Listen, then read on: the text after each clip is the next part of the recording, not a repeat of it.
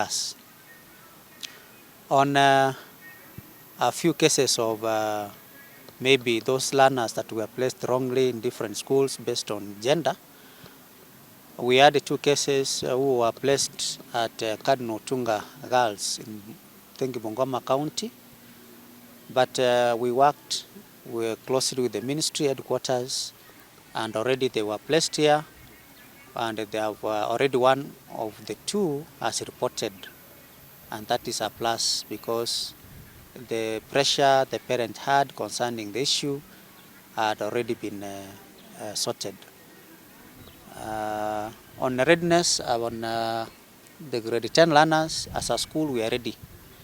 I want to thank the TSC that organized for the retouring exercise over the August holiday as well as the December holiday. 85 TSC teachers currently, of which the school has total we have had 72 of them are retooled. The few that were not able to undergo the retooling exercise either were on maternity leave, like now we have 1 or 2 who are on maternity leave, and some were in the marking national exercise. We have subjects, yes, we don't have, but through the Chief Principal's office, we have liaised with the neighboring polytechnics and TVETs, like Metalwork. We have already liaised with them to assist us handle the subject as we organize with TSC to give us a teacher. Yes. The new system of placement.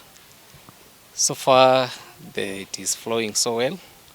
Only a few cases where we did a request yesterday for some students who had reported with our letter, yes, but they were not among those, the 500, those who were given chances in this school.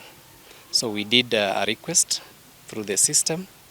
Unfortunately, today morning when we were checking, some of them had been declined, and we don't know the way forward. So we are requesting that those who are in charge of the system, they do a favor so that we give parents a fair environment to take their sons to the schools that they require.